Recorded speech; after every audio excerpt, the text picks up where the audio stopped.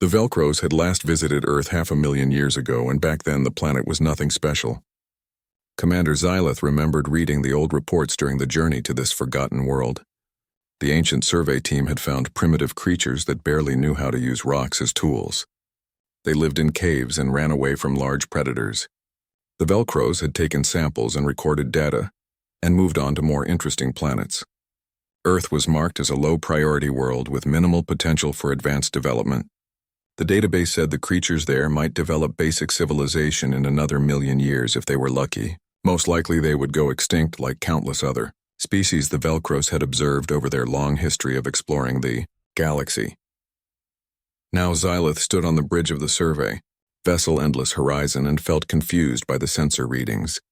The ship had just dropped out of faster-than-light travel at the edge of the solar system, and something was very wrong. The screen showed thousands of artificial objects in orbit around the third planet. The fourth planet had massive structures on its surface and in its orbit. The asteroid belt between the fourth and fifth planets was full of mining operations. Xylith's second officer kept running diagnostics because surely the sensors were malfunctioning. No species could develop this fast. It was impossible according to every model the Velcros had built over millions of years of studying galactic civilizations. The communications officer suddenly shouted that they were being hailed. Xylith ordered the message to be played and felt a chill run through their body. The transmission was in perfect Velcro standard language with only a slight accent. A creature calling itself Captain Jake Morrison from the Terran Defense Fleet informed them they had entered restricted military space without authorization. The voice was calm and professional and completely terrifying. It told them to power down all weapons systems immediately and prepare to be boarded for inspection. If they did not comply within 60 seconds, they would be fired upon. Xylith looked at the tactical display and saw dozens of armed vessels moving into attack positions around the Endless Horizon. They had appeared so fast that the sensors had barely registered their approach. Xylith gave the order to comply and felt shame wash over them. The Velcros were an ancient and respected civilization. They had explored the galaxy for millions of years. They had never been threatened by a species they had catalogued as primitive. The weapons officer reported that the human vessels were targeting them with energy weapons that registered as plasma-based technology. The science officer added that the power readings from those weapons were far higher than anything the Endless Horizon could defend against. Xylith realized with growing horror that if the humans decided to fire, they would be dead in seconds. These primitives from the Forgotten planet had weapons that could destroy a Velcros survey ship without effort. A docking tube connected to the Endless Horizon, and Xylith watched as armored figures entered through the airlock. The humans were wearing combat suits that seemed to enhance their strength and speed. They carried weapons that hummed with barely contained energy. The lead human removed his helmet, and Xylith saw a face that looked almost friendly except for the cold calculation in the eyes. The human introduced himself as Lieutenant Craig Palmer and said he was here to escort the Velcros crew to Orbital Station Artemis for processing. His tone suggested this was not a request. Xylith and their senior staff were taken through corridors that felt oppressively small. The humans were shorter than Velcros, but they moved with confidence and efficiency that spoke of military training. The transport shuttle was cramped and functional. Through the viewport, Xylith could see Earth growing larger and their breath caught in their throat. The planet was surrounded by a shell of artificial structures. Satellites and weapons platforms and enormous space stations formed layers of defense that would make any military strategist impressed. The transport approached one of the largest stations, and Xylith saw it was the size of a small moon. The name Artemis was written on the side in human letters and in Velcro script. These humans had learned the Velcros language and built this massive installation in the time since they had detected the Endless Horizon approaching their system. That level of preparation and response time should not be possible. Inside the station, Xylith and the crew were taken to a large conference room. The walls were covered with screens showing different parts of the solar system. Every planet had human presence. Every major moon was either colonized or being mined for resources. The asteroid belt was lit up with thousands of mining operations. Xylith felt dizzy trying to process what they were seeing. The door opened and 3 humans entered. The first was a woman in a military uniform with more decorations than Xylith could count. She introduced herself as Admiral Henry Brooks, and her voice carried authority that made even Xylith want to stand at attention. The second human was another woman wearing civilian clothes, and she said her name was Ambassador Nicole Grant. The third was a man in a white coat who identified himself as Dr. Philip Mason, and he looked at the Velcros with undisguised curiosity. Admiral Brooks sat down and folded her hands on the table. She asked why the Velcros had entered human space without permission. Xylith explained they were on a routine survey mission to update records on catalogued worlds. Earth had been visited 500,000 years ago and marked as a primitive world with early-stage intelligent life. The Velcros had no idea that humanity had developed so quickly. Ambassador Grant smiled, but it was not a warm expression. She asked if the Velcros made it a habit to visit worlds without checking if the inhabitants had achieved spaceflight capability. Xylith admitted they usually did check, but the development timeline for Earth suggested it would be at least another 1,000,000 years before the species there achieved even basic metallurgy. Dr. Mason leaned forward and activated a holographic display. It showed the timeline of human development, and Xylith felt their blood turn cold. Agriculture was invented only 12,000 years ago. Written language appeared 5,000 years ago. The Industrial Revolution happened 300 years ago. Nuclear weapons were created 150 years ago. Spaceflight was achieved 130 years ago. Faster-than-light travel was perfected just 20 years ago. The numbers made no sense. No species in the Velcros database had ever progressed so fast. Most took millions of years to go from stone tools to spaceflight. Humanity had done it in less time than it took most species to develop basic agriculture. Admiral Brooks asked a question that would haunt Xylith for the rest of their life. She wanted to know how many other species the Velcros had cataloged and then ignored. She wanted to know if the Velcros had ever considered that leaving primitive species alone without guidance might be dangerous. She wanted to know what the Velcros planned to do, now that they had discovered humanity was no longer primitive. Xylith had no answers, and the silence in the room felt heavy and oppressive. Ambassador Grant finally said they would discuss terms for future relations between the Velcros and humanity. But first, the Velcros needed to understand exactly what humanity had become. She said they would be given a tour, and it was clear this was not optional. The tour began the next morning, and Xylith was assigned a human guide named Dr. Lisa Carter. She was a xenobiologist who specialized in studying alien species, and she seemed genuinely excited to meet the Velcros.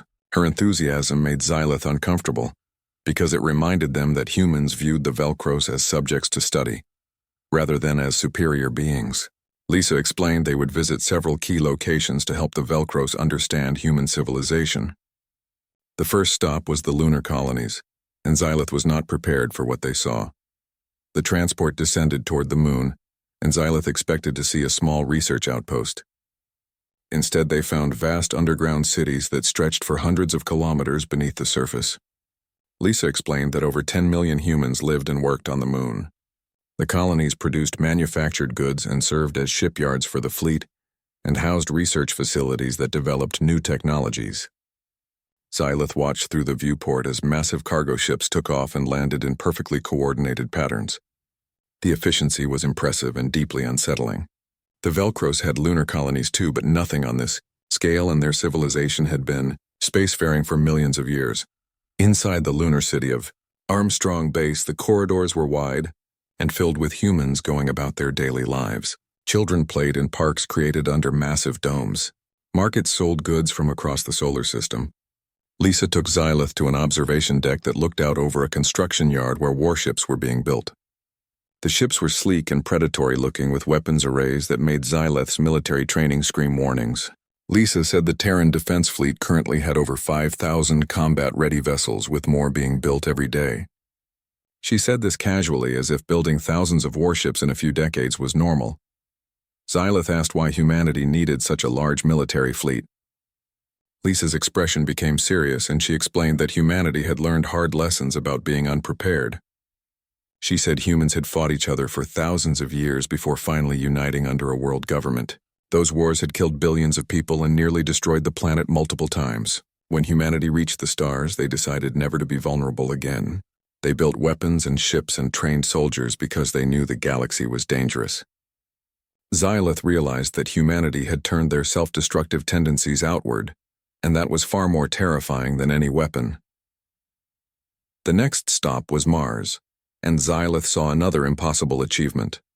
The red planet was being transformed into a habitable world through technology that should not exist yet. Massive atmosphere processors pumped oxygen into the thin Martian air.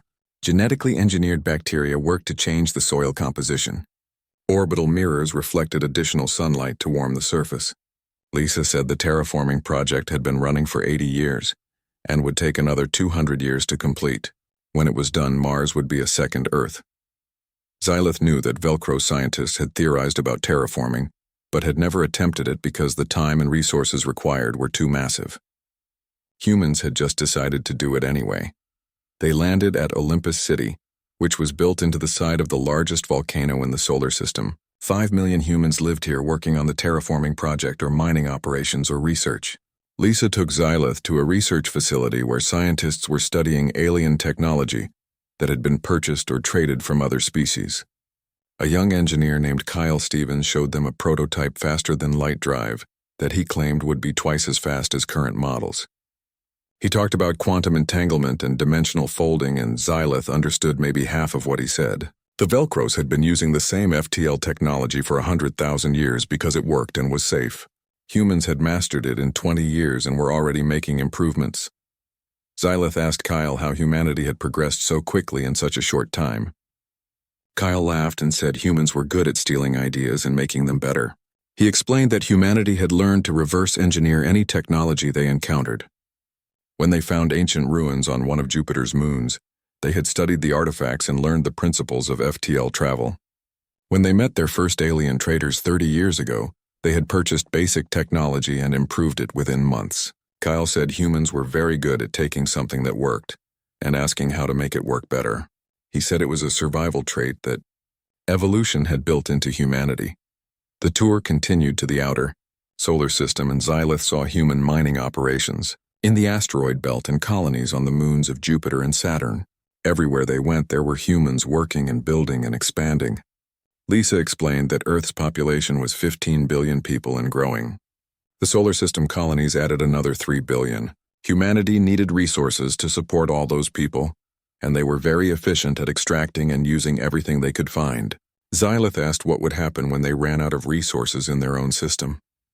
Lisa smiled and said humanity was already planning colony missions to nearby star systems. The first colony ships would launch within 5 years. On the return journey to Earth, Xylith sat in silence trying to process everything they had seen. Lisa seemed to sense their distress and asked if they were okay. Xylith admitted they were frightened by how fast humanity had developed and how powerful they had become. Lisa nodded and said many humans were frightened too. She explained that humanity's rapid progress had come at a cost. Environmental destruction and wars and social upheaval had marked every step forward. Millions had died in the nuclear wars before humanity united. Billions had suffered during the Industrial Revolution and the climate crisis. But humans had survived. All of it, and learned from it, and that knowledge had made them stronger. Xylith asked the question that had been burning in their minds since arriving at Earth. How had humanity avoided destroying themselves with nuclear weapons or ecological collapse? Every spacefaring species in the Velcros database had nearly gone extinct at least once during their development. Most species barely survived and took millions of years to recover. Humanity should have destroyed themselves a dozen times over, based on the historical data Lisa had shared. Lisa was quiet for a long moment before answering. She said humanity had come very close to extinction multiple times. The nuclear wars had killed 2 billion people. The climate crisis had caused famines that killed another billion. But humans refused to give up. Even when everything seemed hopeless, they kept fighting and adapting and surviving. Lisa explained that Earth itself had shaped humanity into survivors. The planet had gone through ice ages and volcanic eruptions and asteroid impacts. Diseases had killed half the human population several times throughout history. Predators had hunted humans when they were still living in caves. Every generation of humanity had faced existential threats, and every generation had survived by being smarter and more adaptable than whatever was trying to kill them. Lisa said that other species might have evolved in peaceful environments where survival was easy, but humanity had been forged in constant crisis. That was why they progressed so fast. They had no choice but to adapt or die, and humans were very good at adapting. The transport docked at orbital station Artemis, and Xylith was escorted back to their quarters. They spent the night writing a detailed report to send back to the Velcro's High Council. The report outlined everything they had seen and learned about humanity. Xylith concluded that humanity represented a fundamental shift in the galactic order. They were not just another spacefaring species. They were something new and dangerous and unpredictable. The Velcros had catalogued thousands of civilizations over millions of years, but none of them had been like humanity. Xylith recommended that the High Council send diplomatic envoys immediately to establish formal relations with humanity before these terrifying creatures decided the Velcros were a threat. 3 months after the summit, Xylith was invited to attend a demonstration of human military capabilities. Admiral Brooks explained that the Galactic Council required all new member species to showcase their defensive capabilities, so other civilizations could assess potential threats and partnerships. Xylith suspected the real reason was that the established civilizations wanted to see exactly how dangerous humanity had become. The demonstration would take place in deep space beyond the orbit of Neptune, where there was no risk of collateral damage. Xylith boarded a human observation vessel, along with representatives from 24 alien species, and they traveled to the designated coordinates. The demonstration began with basic maneuvers. A squadron of human fighters performed attack patterns and evasive techniques that made the alien observers murmur in appreciation. The ships moved with precision and speed that suggested either extensive pilot training or advanced computer assistance. Captain Jake Morrison explained over the communications channel that all human pilots underwent 10 years of training and combat simulation before being certified for active duty. He added that the fighters were equipped with AI systems that could take over if the pilot was incapacitated, but human pilots always maintained final control. The idea of trusting artificial intelligence with weapons made several alien species uncomfortable, but humans seemed to have no such concerns. Next came a display of weapons technology. A target asteroid was placed in the testing area, and human ships opened fire with various weapons systems. Kinetic railguns fired solid projectiles at a significant fraction of light speed. Plasma cannons superheated matter into streams of destruction. Missile systems deployed warheads that split into dozens of smaller munitions that overwhelmed point defense systems. Each weapon system was more advanced than what the Velcros military used, and humanity had all of them integrated into their standard fleet doctrine. The target asteroid was reduced to dust in under 30 seconds, and Xylith felt their confidence in Velcros military superiority crumbled. Admiral Brooks announced they would now demonstrate humanity's newest weapon system. Xylith watched as a single human cruiser moved into position. The ship was called the Defiant, and it looked like any other military vessel in the human fleet. Jake explained that the Defiant was equipped with an experimental directed energy weapon that could disrupt the molecular bonds of solid matter. The science behind it was complex, but the practical application was simple. The weapon could cut through any known armor or shielding with minimal energy expenditure. Xylith assumed this was an exaggeration, until the Defiant fired at a test target made of reinforced Velcros battleplate. The target simply ceased to exist as its molecular structure fell apart at the quantum level. The alien observers erupted into concerned chatter. The Drixari ambassador demanded to know if humanity planned to mass-produce such weapons. Admiral Brooks said that 50 ships were currently being retrofitted with the new system, and production would increase based on strategic needs. The Morgath Queen speaker asked if humanity understood the implications of deploying weapons that could render all existing defensive technology obsolete. Jake replied that humanity understood perfectly, and that was exactly why they had developed the weapon. He said that humans had learned throughout their history that technological superiority was often the difference between survival and extinction.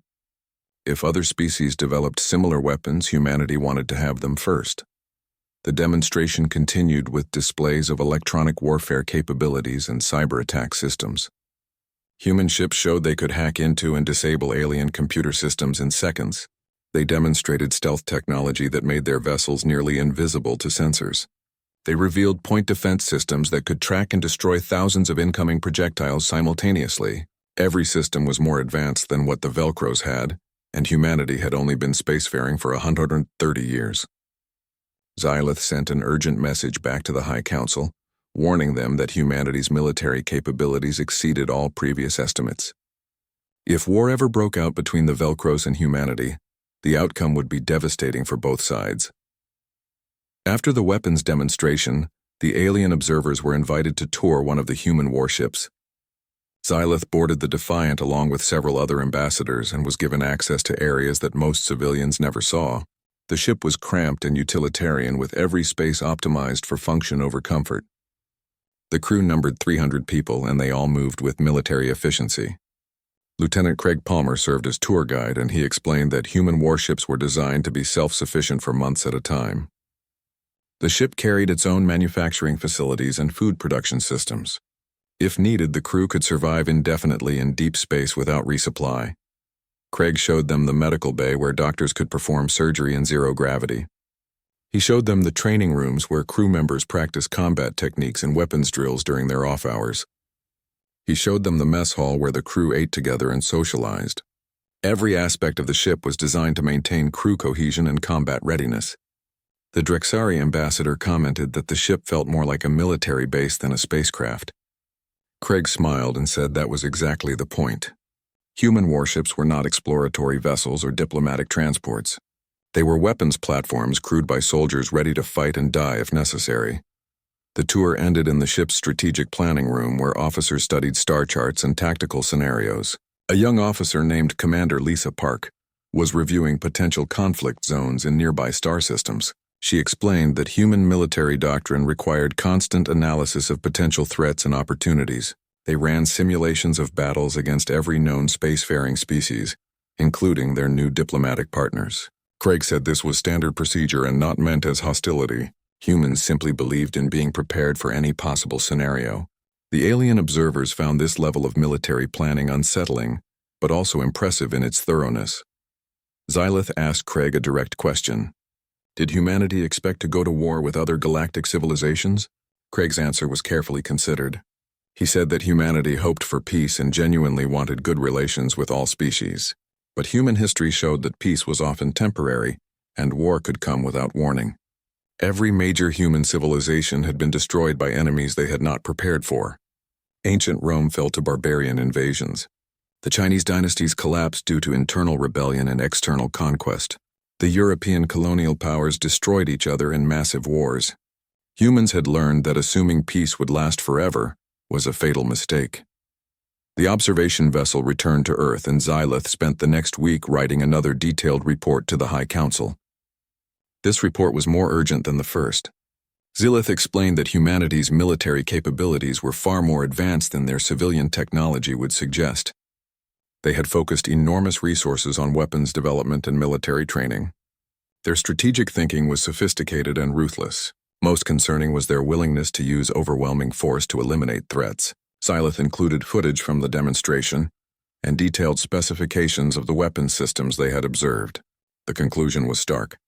If the galactic community tried to contain or limit humanity through force, the result would be catastrophic.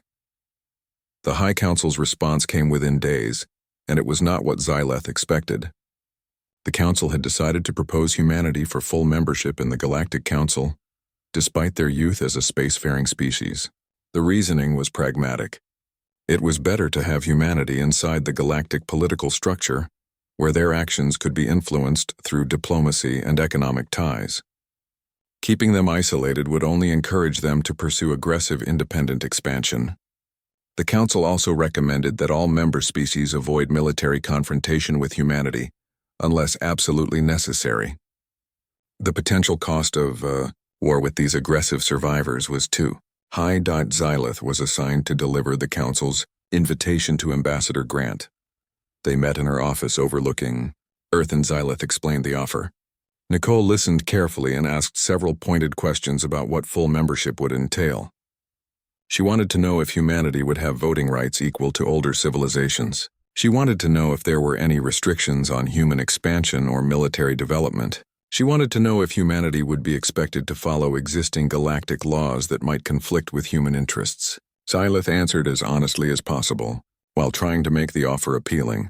Nicole said she would present the offer to the World Council, but she made it clear that humanity would not accept membership if it meant giving up their sovereignty or ability to defend themselves. She said that humans had spent too long fighting for their independence to surrender it for a seat at the galactic table. However, she acknowledged that being part of the Galactic Council would give humanity access to resources and knowledge that could accelerate their development. She promised an answer within 1 week. Xylith left the meeting feeling uncertain about the outcome. Humanity clearly wanted to join the galactic community, but only on their own terms. 2 years passed since humanity joined the Galactic Council, and the changes were dramatic. Human trade vessels now traveled to dozens of star systems carrying goods and technology. Human embassies operated on the homeworlds of every major civilization. Human scientists worked alongside alien researchers in joint projects that pushed the boundaries of known science. On the surface, everything appeared peaceful and prosperous. But Xylith noticed the subtle signs of humanity's true nature emerging. Human merchants negotiated deals that always favored human interests. Human diplomats formed alliances that gave humanity disproportionate influence. Human scientists learned from aliens, but rarely shared their own discoveries. The first human colony ships launched toward a star system called Proxima Centauri, which was only 4 light-years from Earth. The ships carried 50,000 colonists and enough equipment to establish a self-sufficient settlement within 5 years. The Galactic Council had been informed of the mission, and several species offered assistance. Humanity politely declined all offers, saying they wanted to prove they could establish colonies without help. Xylith understood the real reason. Humans wanted to show the galaxy they could expand on their own terms without owing favors to anyone. The message was clear. Humanity was not asking permission to colonize the stars. They were informing the galaxy of their intentions. Xylith attended the launch ceremony at Orbital Station, Artemis, and watched as the massive colony ships accelerated away from Earth. Dr. Lisa Carter stood nearby, and Xylith asked her if she thought the colony would succeed. Lisa laughed and said that failure was not an option. The colonists had been selected from millions of volunteers who wanted to build a new world. They were engineers and scientists and farmers and soldiers. They carried seeds from Earth and genetic samples of thousands of species. They had manufacturing equipment that could produce anything they needed. Even if they lost contact with Earth, they could survive and thrive. That was how humanity approached everything. They planned for the worst and hoped for the best. The Velcro's High Council called an emergency session after the colony ships launched. Representatives from a dozen civilizations gathered to discuss the implications of human expansion. The Drexari ambassador expressed concern that humanity was moving too fast and taking too many risks. The Morgath Queen Speaker worried that human colonies would destabilize the galactic balance of power. The Yulin philosopher Prime questioned whether humanity was mature enough to handle the responsibility of colonizing new worlds. Xylith listened to the debates and realized that the other species were afraid. They had hoped that bringing humanity into the Galactic Council would slow their expansion. Instead, it had given them legitimacy and access to resources that accelerated their growth. Xylith spoke up during the session and reminded everyone that humanity could not be contained through diplomatic pressure or economic sanctions. Human history showed they thrived under adversity, and opposition only made them more determined. The best strategy was to maintain good relations and hope that human culture would gradually become less aggressive as they encountered more peaceful civilizations. Some council members disagreed and suggested imposing restrictions on human colony expansion. Xylith warned that such restrictions would likely trigger conflict, and no one wanted to test human military capabilities in actual combat. The debate continued for days, but ultimately the council decided to take no action beyond monitoring human expansion closely. Meanwhile, on Earth, humanity was already planning their next moves. Xylith was invited to attend a presentation at the World Council Chambers, where a scientist named Dr. Amy Brooks outlined humanity's 10-year expansion plan. The presentation was startling in its ambition. Humanity planned to establish 20 colonies in nearby star systems within a decade. They would build way station outposts for deep space exploration. They would construct massive generation ships for missions to distant galaxies. Amy spoke with confidence about goals that would take other species centuries to accomplish. When asked how humanity would achieve all this with their limited resources, she smiled and said humans were very good at making efficient use of what they had. The presentation included details about new technologies under development, faster and more efficient FTL drives that would cut travel time in half, Terraforming techniques that could make hostile worlds habitable in decades rather than centuries. Artificial intelligence systems that could manage entire colonies with minimal human oversight. Self-replicating mining robots that could strip asteroids for raw materials.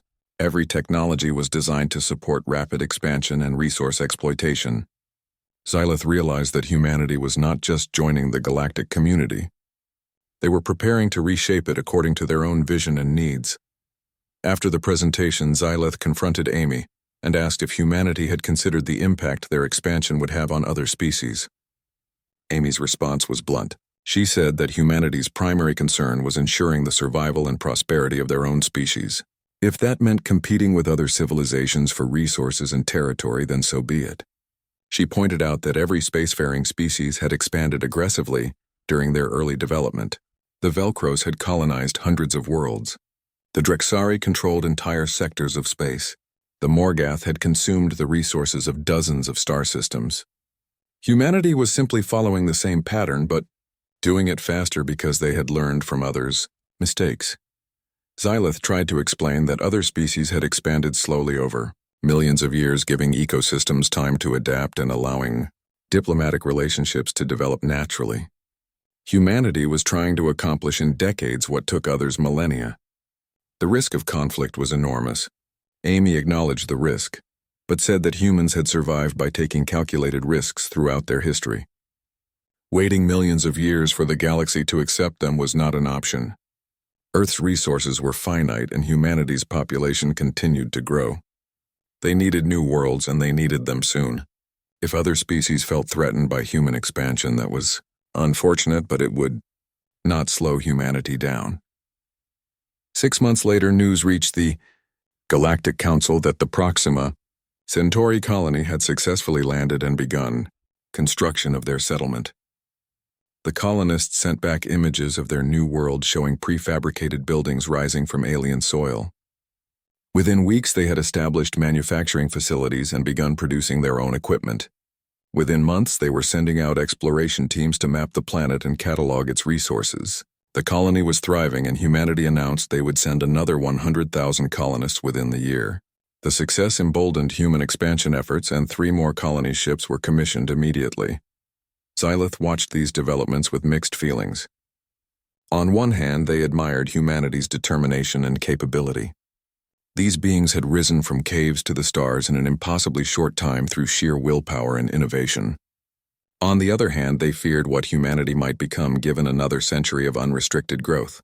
Would they be content with peaceful coexistence, or would they seek to dominate the galaxy? Human history suggested they were capable of both cooperation and conquest. Which path they chose would depend on how other species treated them and how humanity perceived their own security. Needs the Galactic Council commissioned a long-term study of human behavior and psychology to better understand this new species.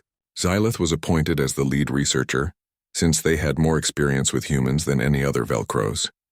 The study involved extensive interviews with humans from all levels of society. Xylith spoke with soldiers and scientists and politicians and ordinary citizens. They studied human art and literature and philosophy. They attended human religious ceremonies and cultural festivals. The goal was to understand what motivated humanity and what might influence their future development. The findings were complex and often contradictory.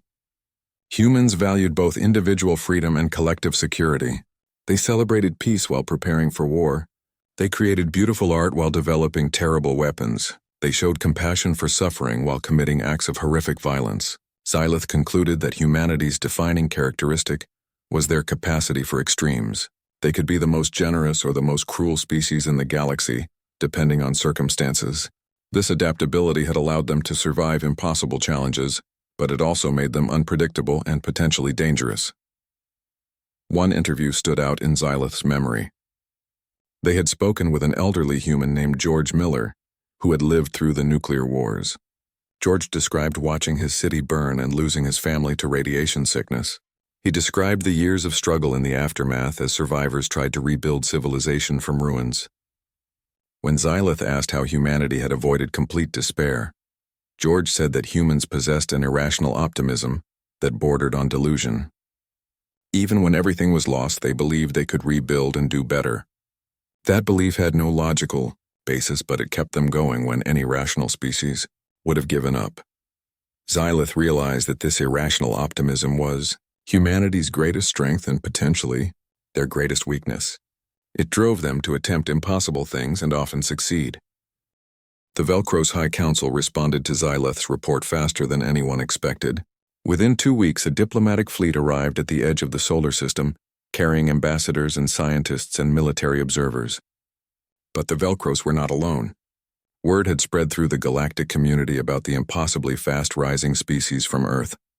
Representatives from a dozen civilizations arrived asking for permission to enter human space. The Drexari came in ships made of living crystal. The Morgath arrived in hive vessels that housed millions of individuals sharing one mind. The Yulin brought water-filled transports for their aquatic forms. All of them wanted to understand how humanity had achieved in thousands of years what took other species millions. Ambassador Nicole Grant stood in the central chamber of Orbital Station Artemis and welcomed the alien delegations. She wore formal diplomatic attire, and her voice was calm and measured as she explained the rules for the summit. All weapons would remain powered down while in Earth space. All vessels would submit to inspection and tracking. Any attempt at espionage or unauthorized data collection would result in immediate expulsion from the solar system. The alien ambassadors agreed to these terms because they had no choice. Human weapons tracked every ship, and everyone knew that refusing would mean war. Nicole's smile was polite, but her eyes promised violence if anyone crossed the boundaries she had set. The summit began with formal introductions, and Xylith watched as each species presented themselves to humanity. The Drexari ambassador was a being of pure crystalline structure that communicated through light pulses. It called itself Radiance of the Seventh Dawn, and it spoke of how the Drexari had spent 3 million years achieving perfect logic and harmony. The Morgath Queen speaker chittered and hummed as it explained that the Morgath had evolved over 2 million years to become a perfect collective consciousness. The Yulin philosopher Prime bubbled and sang about the 1.5 million years it had taken their species to master, faster than light travel through patient study and contemplation. When it was humanity's turn, Ambassador Grant introduced Dr. Philip Mason and said he would explain human history and development. Philip stood at the podium and activated a holographic display that showed Earth's timeline. He started 300,000 years ago when anatomically modern humans first appeared in Africa. He showed how humans spread across the planet despite having no natural weapons or armor. He showed how humans survived ice ages and volcanic winters and droughts that would have killed any other species. The alien ambassadors watched in silence as the timeline rushed forward through thousands of years of human warfare and innovation and survival. Philip explained that humans had developed agriculture 12,000 years ago out of necessity. Climate changes had made hunting unreliable, so humans learned to grow their own food.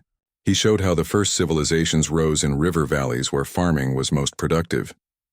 He showed how those civilizations invented writing and mathematics and astronomy, not for abstract knowledge, but because they needed to track food supplies and predict floods and navigate trade routes. Everything humanity invented came from practical necessity rather than philosophical curiosity.